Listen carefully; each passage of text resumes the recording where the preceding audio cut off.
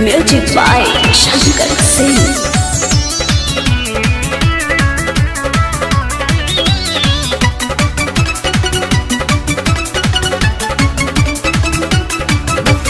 ठीक न खरानिया जी हमारो इरादा देखी है समान मन बहकता दादा।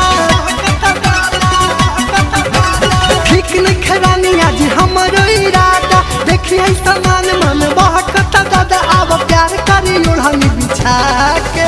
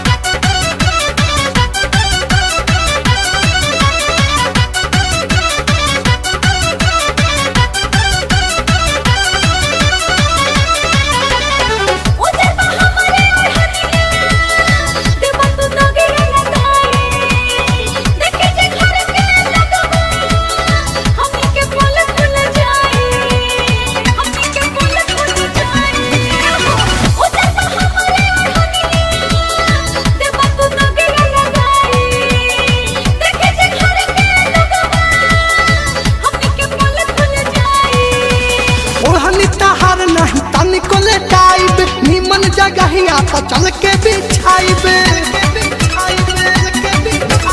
ओढ़नी तहार नहीं तनिको लेटाइब। निमन जगहिया तो चल के बिछाइब तनिया मन मिजाज हरियावे।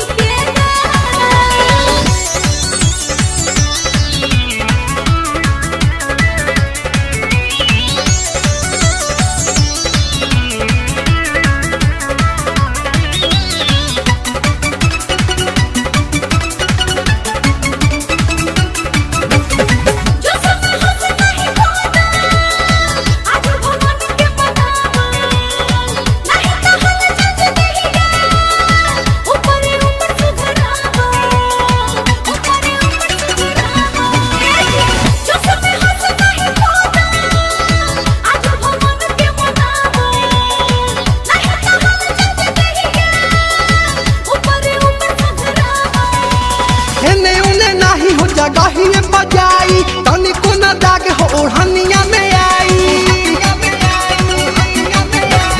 एने उने नहीं हो जगहिए बजाई तनिको न दाग हो ओढ़निया में आई। अब गड़िया जवन के लड़ावे